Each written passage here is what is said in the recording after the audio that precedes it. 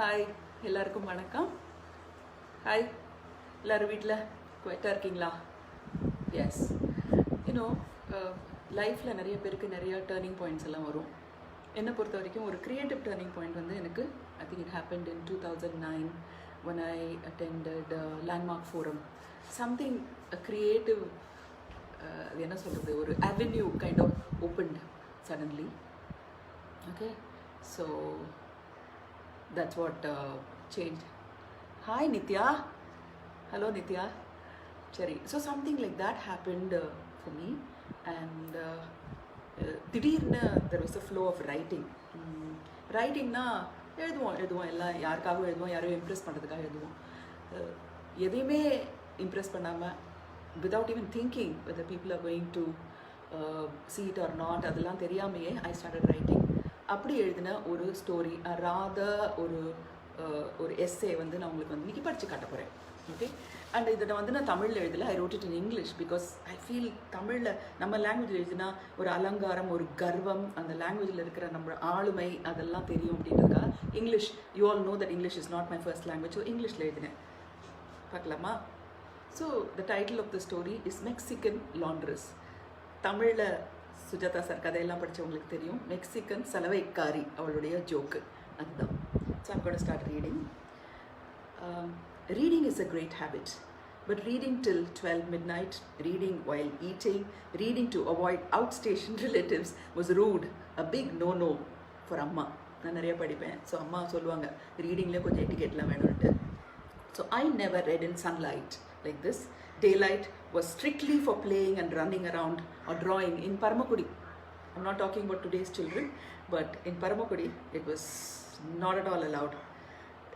So my reading was always under a blinking blue tube light.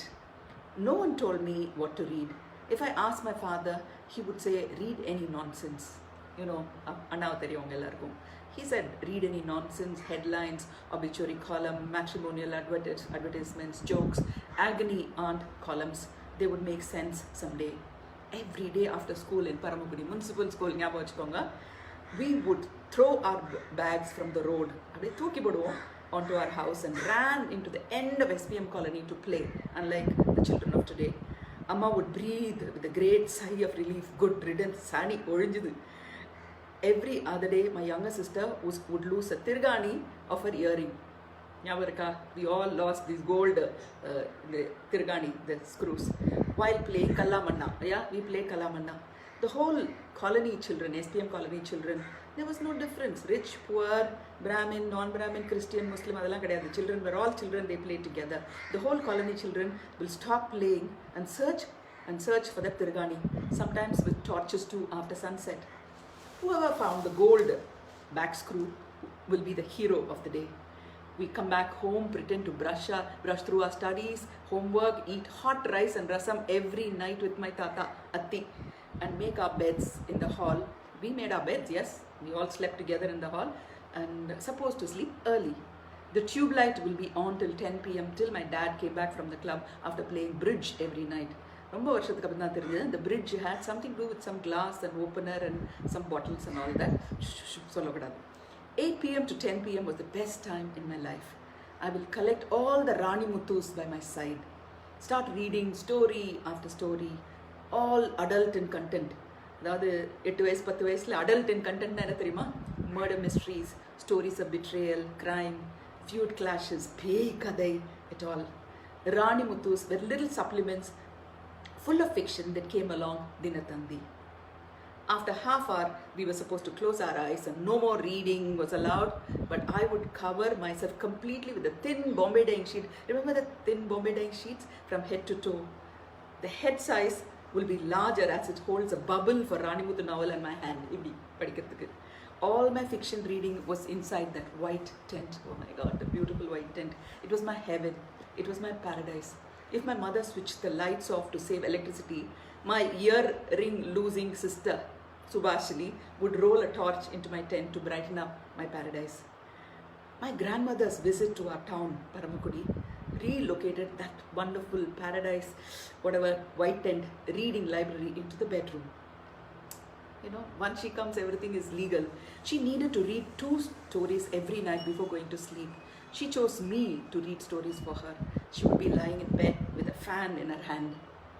And I would be sitting in a metal chair by her side. I can visualize that.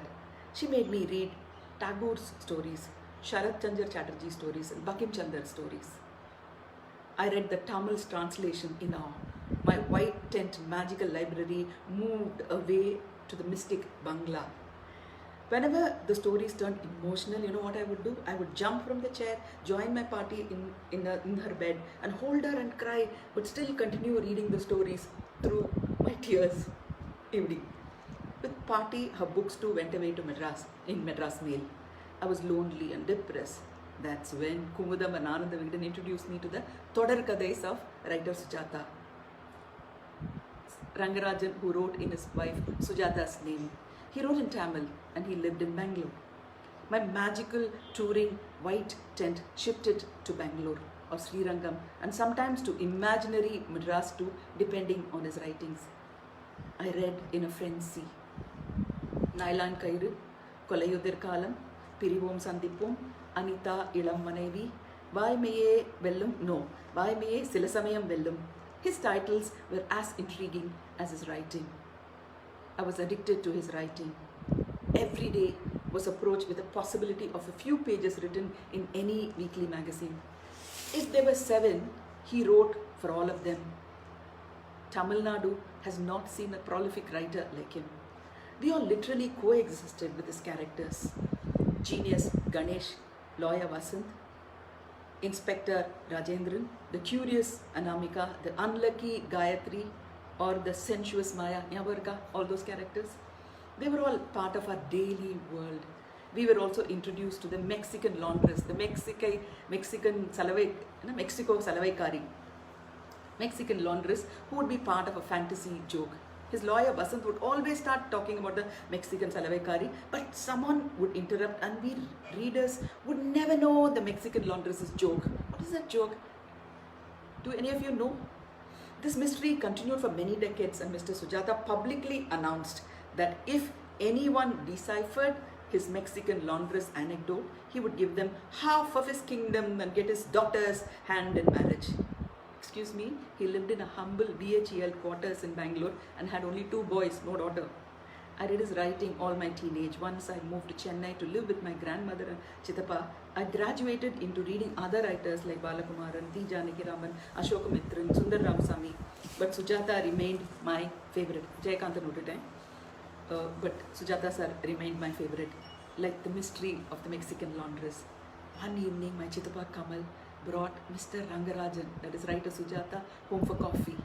I offered to carry the tray all the way to the 3rd floor terrace to have a glimpse of my favorite writer. I saw this tall man with kind eyes. Kamal, my uncle, introduced me to him and he smiled back and took the coffee. The 2 gentlemen ignored me and continued their serious discussion. You know what? I was happy he didn't notice me. I wanted the distance to be kept. Have you felt that way? If you like somebody, you don't want to go close to them, you know. He was my hero and I would have been disappointed if he paid any more attention to a teenage fan. He came to our Alvarpet house every time he visited from Bangalore. Somewhere along the line, I did speak to him. When he learned that I had read all his writings, he was surprised and pleased. I became a reference point during their discussion. Kamal and Sujata sir used to discuss, as he would ask me to tell my uncle the stories and the characters. Obviously, Kamal did not have the time to read all Sujata's books. Subsequently and accidentally, I acted in a movie. You all know that it happened. My first film released in August, but I continued to go to college by bus after the release. I wore some glasses to, conceal my face and things like that. To avoid a few passengers, eye contact, I would carry Sujata sir's book and I used to read the books in the bus. One morning, I started reading like this and it read, Ganesh entered his senior's house. Okay. At the entrance was his pretty daughter in a white t-shirt and blue faded jeans and hair tied into a ponytail. Her smile was endearing, beautiful and special. Next line, nose crinkle and the glint in her eyes. Just like Suhasini in Nenjathe Killade. I stopped breathing. I could not believe my eyes. Sujata sir is writing about my smile. His genius lawyer noticing the crinkle in my nose. I jumped with joy. I was trying to hide my face from my fellow passengers. I went around the bus looking for regular commuters, showing them the lines and sharing my joy. I celebrated. That evening my mother made spicy capsicum curry and parapu payasam. That's her way of celebrating. And we celebrated with kumkumam. We celebrated with kumudam at the center table. Days passed. I met him several times. He saw all my films. Collaborated with K. Balachandar, with Kamal, my uncle, and later with my husband, Maniratnam. He and his wife became our close family friends. When my son was born, he went to Bangalore. We went to Bangalore and we visited his home for the first time. And we enjoyed a delicious meal cooked by his wife, Sujata. When they both moved to Alvarpet, I was delighted. Every evening, I would push my son's pram and I would land in his house and we will be talking for hours. Sujata Mami, that is Rangarajan, Sujata sir's wife, Sujata Mami, spoke more than Sujata sir.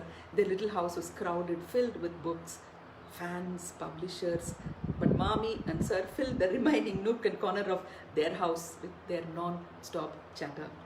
I am known to be a chatterbox, but in their house, I would shut up and listen to them. It was a pleasure. I borrowed many of his short stories to convert them into television series. You all know that we produced Ganesh Vasant. And also on stage plays, I did a stage play. He was more than happy. He also co-wrote with Maniratnam from Roja till Aidezhu. We shifted, we did it. We actually shifted Mani's room from his third floor to the ground floor, as Sujata sir could not walk much or rather climb stairs. Rajiv and I took him to Bombay, and the three of us attended a script workshop by the British Film Institute. Yeah, we did things like that. During the break, he would complain to us saying, the lady speaks too much English. I said, sir, she's British. But you know what he said? No, she should be considerate. She can't speak so much of English. You know what? They left 60 years ago. They can't thrust so much of their language in us. He was a real riot. One evening, we got a frantic call from Rajiv Menon saying that Mr. Sujata was admitted in a hospital. Sir was critical. We went to the ICU.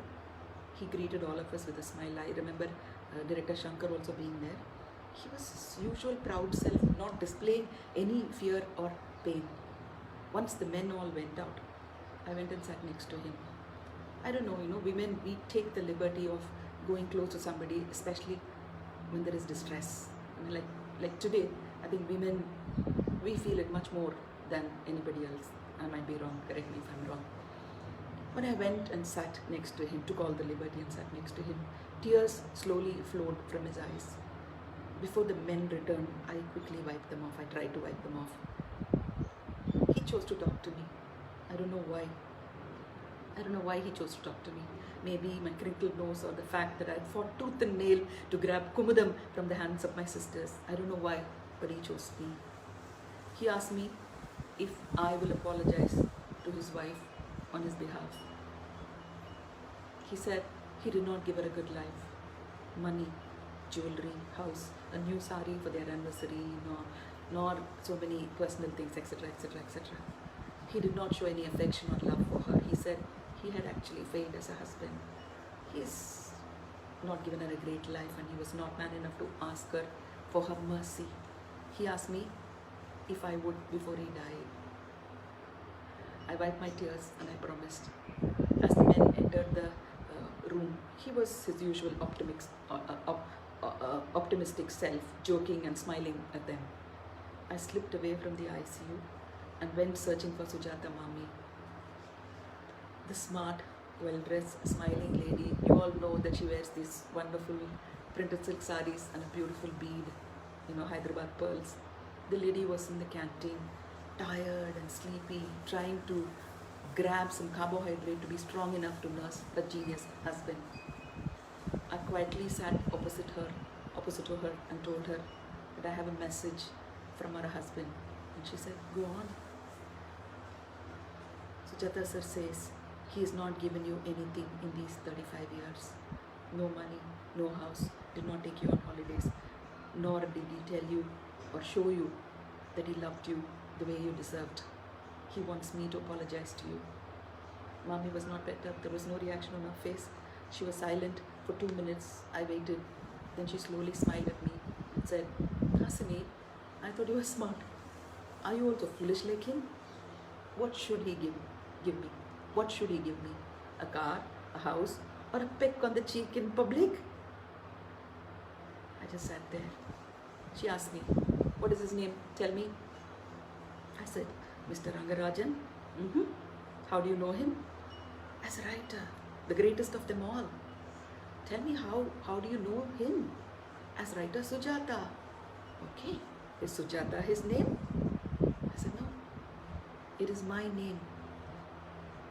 He has given my name the credit, the acclaim, acknowledgement and the merit.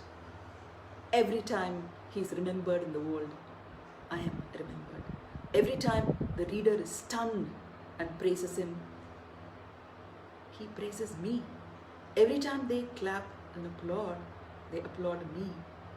What more can a wife want? Go tell him he's stupid and you too are, but I am not. I am Sujata, Mr. Sujata's wife. I was stunned, surprised, shocked, and felt a bit stupid too, but I was happy.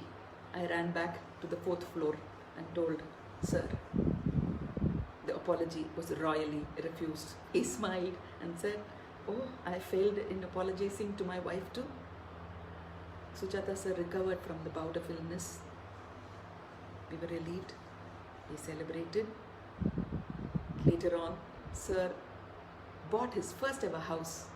Can you believe it? First ever house, a tiny apartment near Nageshwara Park. Rajini and Mani, and we were the first to be invited. We did not discuss the hospital or illness anymore. But you know what we asked him? I asked him about the mystery of the Mexican laundress. The Mexico Salvaikari joke patti kettom. He smiled and said that if anyone figured it out, he would give half the kingdom and his daughter. He bit his tongue and said, only daughter's hand available, no more kingdom. Months later, sadly, he succumbed to a kidney failure and a cardiac arrest. On the 13th day ceremony, Sujata's auntie had invited us. Magnanimously, the 2 sons also invited us. We were sitting there and suddenly the sons asked me. I was asked to sit next to her sons. I was asked to read a few lines and give my eulogy. I had more to say.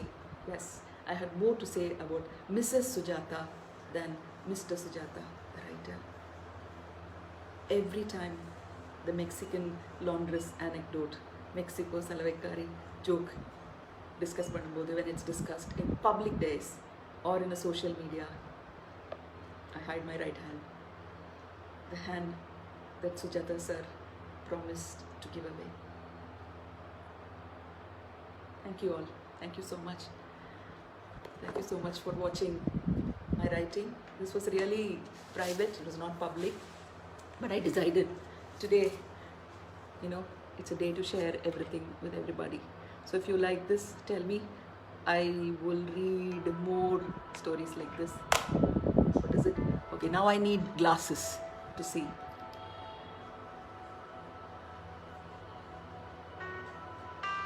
You all liked it? Thank you, Rupa. Yes. Thank you, Sita, Patricia. I will read all your messages a little later. Yeah, I do have another story. Yes, maybe the next story, I will not go into too much of fiction. The next story will be about a lady who played my mother, who was அவங்க வந்து ஜோசியம் பார்க்குறவங்க. ஈரநிலம்னு ஒரு story எழுதியிருந்தேன். So I will do that. Okay. Hi Nithya, ஒரு படத்தை பார்த்த மாதிரி இருந்ததா? லைஃப்லேருந்து தானே வருது படமெல்லாம். இவ்வளோ நாள் நான் அதை வந்து சுஜாதா மம்மிக்கிட்ட கூட காட்டினதில்லை இந்த ஸ்டோரியை. Some people have read it, some close friend have read it. I mean, those who know Sujata sir's writing will really kind of, identify with it, because he had this joke, really, double entendre joke kind of a thing about a Mexican laundress. We never know, he'll start the joke and he'll never finish it. And he went away without even telling us how the joke ended.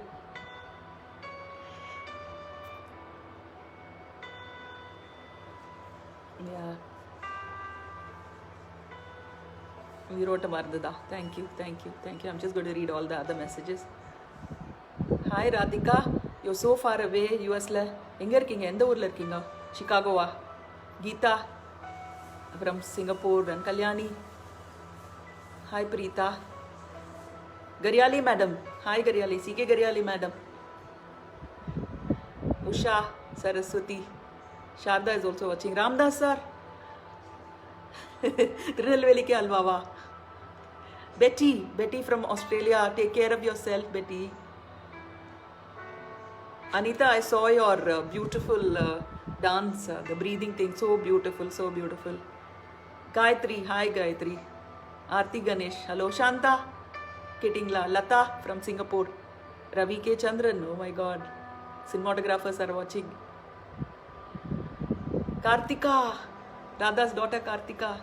Milind is watching, yes. Satyanarayana Raju, we have to do the dance, okay?